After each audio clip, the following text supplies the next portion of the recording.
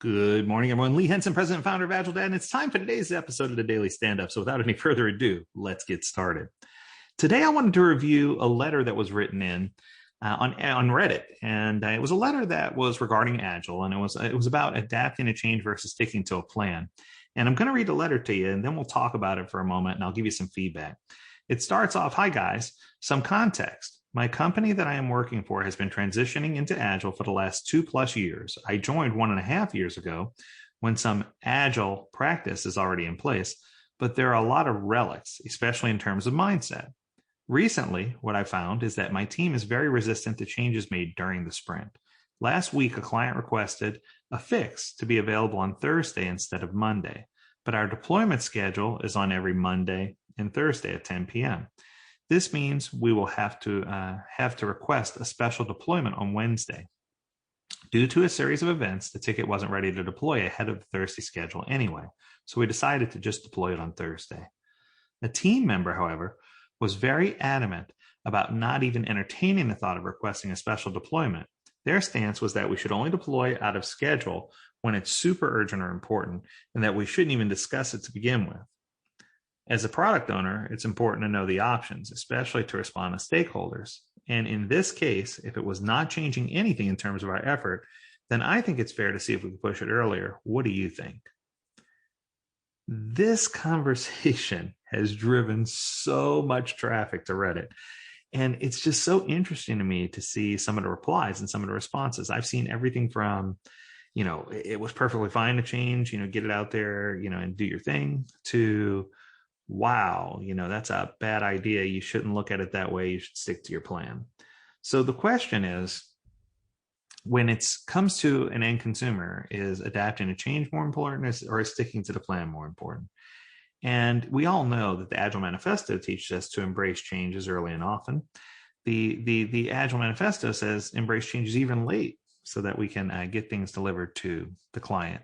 And I think this boils down to what our focus is.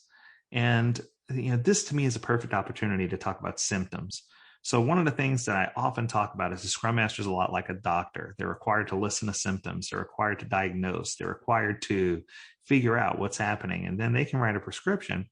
And then after they write that prescription, they can come back and say, this is what's wrong. This is what's happening. Here's the prescription. And it's up to the team to responsibly take that prescription and to see to it that they're doing it the way that it was as prescribed and filling the prescription themselves, that type of work. But in this case, the question is adapting to changes late, even during a sprint, even a good thing? So let me give you 2 points of view here. My first point of view is our focus should be on outcome, not output. And if that's true, then I don't know that being very, how shall I put it, deliberate about, our output being a certain thing and it's all we can deliver and sticking to that plan is as important as making our customer happy. However, I also see that interrupting things during a sprint can cause great stress to the team. It could cause them to feel like they are not being listened to as far as, they commit to things and then they're not being asked to stick to the things they commit to. They're the work's being changed out from under them, so to speak. And last but not least, I think that, with regard to the delivery schedule, if we get in the habit of making special exceptions and releasing on demand, if you will, then it sets a precedent for other people, both internal and external, to have that ability to ask us to release on demand. So I certainly see the consequence of some of these changes. So here are my thoughts regarding this letter. So starting at the top, I appreciate the context about the company and how they feel like they're working in Agile for 2 years, et cetera. But one of the things I found is that time doesn't necessarily equal how proficient you are. I've had organizations that are just getting started doing Agile that are just ramping up and they're high performing and they're really exciting to watch, and they do a fantastic job of delivering things. And on the flip side, I've had other organizations where they've been doing this for years and they still can't get it right. So I think the question becomes, it's not about how long you've been doing Agile, but it's about how well you've been doing Agile. And in the sense of relics, when I talk about in terms of mindset and the way of thinking, my guess or my first thought is that you're talking about having, a solid thought process versus fixed mindset versus growth mindset, right? the team may be still in a fixed mindset, but still practicing agile. They're doing their stand-ups regularly. They're doing things in 2-week sprints, whatever the case may be. So they still have that agile mindset, so to speak, but they're doing agile, not behaving agile. They're doing agile, but not being agile, if that makes sense. And that's common in a lot of organizations that I see.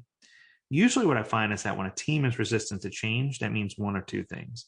One, the team got burned by change before, where they were asked to change something and then it didn't work out, or the right things didn't get delivered. Or that when a team's resistant to change, that usually means that they are confident in their ability to finish the things that they've vetted and that they know, but that the unknowns scare them, and that they're being held to a commitment to complete unknowns, and that that's a challenge for them.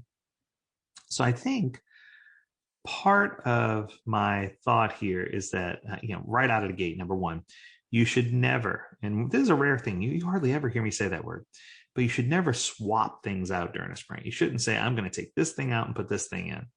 Having the team recommit to something in mid-sprint just because a change came about, whether it was urgent or not, is not the right way to go about doing this. If there is something that's introduced that needs to be changed, you need to have one of three sets of mind. One, it's important enough to kill everything and have all hands on deck work on it. An example of that would be Amazon not being able to accept credit card payments online. It's so severe that I don't care who has to stop, the world can stop to make sure that gets fixed. Two, it's important enough to put as the first item in our next sprint. It's something that we know that we're not going to interrupt the team to do right now, but it's something urgent enough that it should be the very first item that we address in the upcoming sprint, or the upcoming release in this case.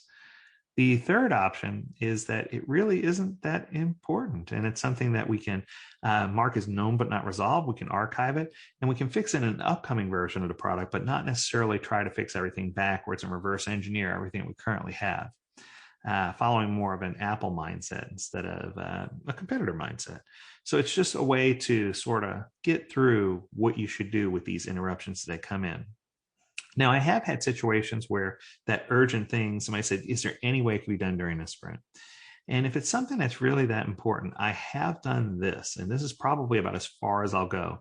I've taken an item out of a sprint where the team has not begun on it. So if the team has not started on an item, I'll take that item out.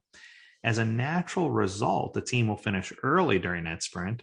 And when a team finishes their work early during that sprint, they'll often come back and say, hey, what do you want us to work on next? I'm like, why don't you take a look at the one on the top of the backlog? And it's a new item, one maybe they haven't vetted, the new item that's come in. Now, honestly, it's not part of their current commitment. So that's the good news. So they don't need to recommit to that item. So it's not part of the commitment, but it is still important for them to look at that and to say, okay, it wasn't part of our original commitment, but what can we do? And that's the whole part about responding to change. And I think that responding to change and having change forced upon you are two different things. Being adaptable or malleable is important, but having change just imposed upon you, imposition, is something totally different, right? So you want to make sure that you're not imposing changes on people. With regard to the delivery cadence, the deployment schedules every Monday and Thursday at 10 p.m. My argument would be this team's rocking and rolling. They're doing great. If you're deploying, if you're doing CI and CD and you're getting things out twice a week, and your goal is CD, congratulations, you're well on your way. I wouldn't say that this is a low performance team. Now, the team member that's adamant about not changing anything or not entertaining those requests of that nature is probably right in this situation, meaning that if we're going to deploy outside of the schedule, pardon the expression, but it may be for a darn good reason, right? I don't want it to be just setting precedent for people to start asking for things outside of our normal cycle. And as a product owner, I think it's important for you to have that heartbeat with the team as well, and stick to your lean Kanban liking. Put the agile framework around it, but stick to that lean Kanban attitude. If we're going to build things small, we're going to get them out early. We're going to make our customers happy. We're going to reduce waste. We're going to eliminate waste. We're going to do everything we can to focus on outcome. And I think that if you do this, it's going to allow you to see that change isn't always a bad thing. That change can actually be something very good. Well, I hope you enjoyed this episode of the Daily Stand-Up. I hope you learned a lot. As always, we invite you to visit AgileDad.com, where you can learn more about this topic or any others. And if you have a topic you want to hear about in a Daily Stand-Up, feel free to reach out to us at learnmore@agiledad.com. We'd love to entertain your topic. And as always, we encourage you to stay healthy, stay well, and stay agile, my friends. Until next time, do take care.